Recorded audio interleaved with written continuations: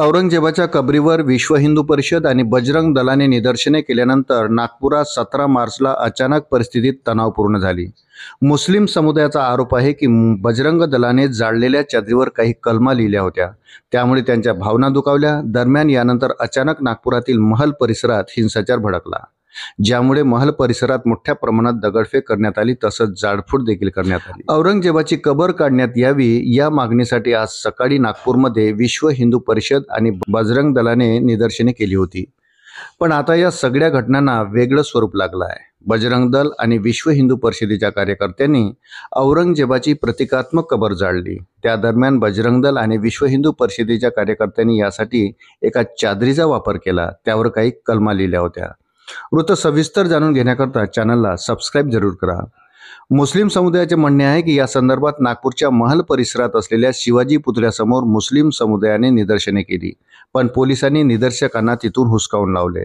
त्यानंतर मुस्लिम समाजातील लोक नागपूरच्या गणेशपेठ पोलीस ठाण्यात पोहोचले आणि बजरंग दलाच्या कार्यकर्त्याविरुद्ध FIR नोंदवून त्यांना अटक करण्याची मागणी करू लागले। दरम्यान कोणताही अनुचित प्रकार घडू नये म्हणून पोलिसांनी महल परिसरातील शिवाजी पुतळ्यासमोर कडक सुरक्षा व्यवस्था केली। पोलिसांनी आरोपींना अटक करावी आणि त्यांना कठोर शिक्षा करावी असे निदर्शकाचे म्हणणे होते। पोलिसांच्या उपस्थितीत निदर्शक असे कृत्य कसे करू शकतात असा आरोपही त्यांनी केला। संध्याकाळपर्यंत दोन्ही गटातील परिस्थिती आणखी बिकट झाली। दोन्ही पक्षांमध्ये बाचाबाची झाली आणि वादाचे रूपांतर हाणामारीत झाले। या काळात सार्वजनिक मालमत्तेचे नुकसान झाल्याचे आरोप आहेत आणि काही ठिकाणी जाळपोळही करण्यात आली। परिस्थिती लक्षात घेऊन पोलिसांनी जमावाला पांगवण्यासाठी अश्रुधुराचा वापर केला।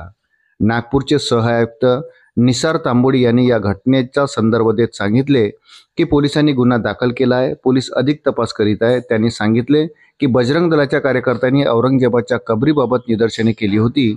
ज्या ठिकाणी निदर्शने सुरू केली होती त्या ठिकाणी एक मशीद होती। तिथे उभ्या असलेल्या लोकांना आढळले की जाळण्यात आलेली वस्तू आक्षेपार्ह होती, तसेच हिरवे कापड जाळण्यात आले होते। या सगळ्या प्रकरणी आता पोलिसांनी तक्रार दाखल केली असून बंदोबस्तही वाढवण्यात आला आहे।